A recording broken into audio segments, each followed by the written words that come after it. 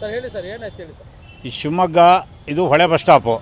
ಇದು ಗುಂಡಪ್ಪಶೆಟ್ಟಿ ಹೋಗುವ ಮಾರ್ಗದಲ್ಲಿ ರೈಲ್ವೆ ಕ್ರಾಸಿನಲ್ಲಿ ತಾಳಗುಪ್ಪ ಮೈಸೂರಿಗೆ ಹೋಗುವ ರೈಲು ಮಧ್ಯದಲ್ಲಿ 4 ಬೋಗಿಗಳು ಹೊಳೆ ಮಧ್ಯದಲ್ಲಿ ನಿಂತು ಬಾಕಿ ಬೋಗಿಗಳು ಹಿಂಭಾಗದಲ್ಲಾಗಿ ಮಧ್ಯದಲ್ಲಿ ಕಳಿಸಿದ್ರಿಂದ ಜನಗಳೆಲ್ಲ ಸ್ವಲ್ಪ ಭಯಭೀತರಾಗಿ ಎಲ್ಲಿ ಏನು ಅನಾಹುತ ಆಯಿತು ಎಂದು ಎಲ್ಲ ತಕ್ಷಣ ಪೊಲೀಸರಿಗೆ ರೈಲ್ವೆ ಇಲಾಖೆಯವರಿಗೆಲ್ಲ ಕರೆದಾಗ ತಕ್ಷಣ ಬಂದು 1 ಗಂಟೆ ಕಾಲ ವಿಳಂಬವಾಗಿ ರೈಲನ್ನು ಇಂಜಿನಿಯರ್ಗಳೆಲ್ಲ ರೈಲ್ವೆ ಇಂಜಿನಿಯರ್ಗಳು ಬಂದು ತಕ್ಷಣ ಅದು ಸರಿಪಡಿಸಿ 2 ಭಾಗ ಆದದ್ದನ್ನು ಜೋಡಿಸಿ ಸ್ವಲ್ಪ ಜನ ಎಲ್ಲವನ್ನು ಹೊಳೆ ಭಾಗದಲ್ಲಿ ಹೋಗದಿದ್ದ ಹಾಗೆ ಪೊಲೀಸರು ನಿಯಂತ್ರಿಸಿ ಆ ರೈಲನ್ನು ಮತ್ತೆ ಪುನಃ ಯಥಾಸ್ಥಿತಿಗೆ ತಂದು ಅದನ್ನು ಬಿಡಿಸಿ ಸರಿಪಡಿಸಿ ಕಳಿಸಿದ್ದಾರೆ.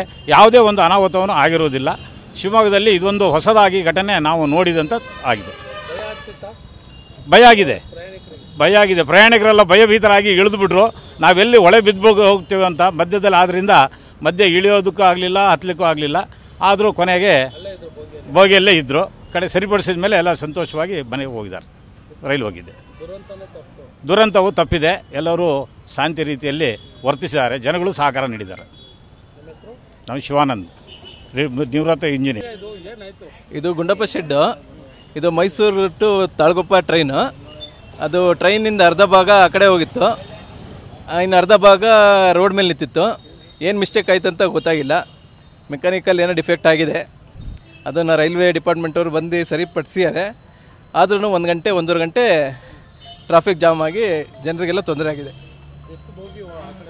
ಒಂದು 6 ಬೋಗಿ ಆ ಕಡೆ ಇತ್ತು, ಇನ್ನೊಂದು 7-8 ಬೋಗಿ ಈ ಸೈಡ್ ಇತ್ತು. ಪ್ರಯಾಣಿಕರೆಲ್ಲ ಗಾಬರಿಗೊಂಡಿದ್ರು. ಏನಾಗಿದೆ ಅಂತೇಳಿ ಏನಂತ ಗೊತ್ತಾಗಿಲ್ಲ. ಸದ್ಯ ಏನೂ ತೊಂದರೆ ಆಗಿಲ್ಲ. ಮಧ್ಯೆ ಯಾರು ಇದ್ದಿದ್ರೆ ಯಾರು ಬಿದ್ದೋಗ್ಬಿಡೋರು. ಯಾಕೆಂದರೆ ರೈಲ್ವೆ ಬೋಗಿ ಆ ಕಡೆ ಥ್ರೂ ಇರೋದ್ರಿಂದ ಭಯ ಪಡ್ತಿದ್ರು.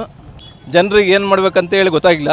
ಇಳಿದು ಹೋಗ್ಬೇಕು ಅಥವಾ ಮುಂದೆ ಹೋಗ್ಬೇಕು, ಮೈಸೂರಿಗೆ ಹೋಗ್ಬೇಕು, ತಾಳಗುಪ್ಪಕ್ಕೆ ಹೋಗ್ಬೇಕು, ಏನಂತ ಜನ ಕನ್ಫ್ಯೂಸಲ್ಲಿದ್ದರು. ಸಡನ್ನಾಗಿ ಶಾಕ್ ಆಗಿ ಜನ ಎಲ್ಲ ಒಂದು ಸ್ವಲ್ಪ ಭಯದಲ್ಲಿದ್ದರು. ಆಮೇಲೆ ಇಲ್ಲಿ ಟ್ರಾಫಿಕ್ಕು ತುಂಬ ಜಾಮ್ ಆಗಿತ್ತು ಗುಂಡಪ್ಪ ಶೆಡ್ ಒಳಗೆ ಹೋಗೋರು. ಆದರೂ ಏನೂ ತೊಂದರೆ ಆಗಿಲ್ಲ. ಅದೊಂದು ಖುಷಿ ವಿಷಯ. ಸ್ಲೋ ಇರೋದ್ರಿಂದ ಏನೂ ತೊಂದರೆ ಆಗಿಲ್ಲ. ಫಾಸ್ಟ್ ಇದ್ದರೆ ನದಿ ತುಂಬ ಇದರಲ್ಲಿ ಹರಿತಿತ್ತು.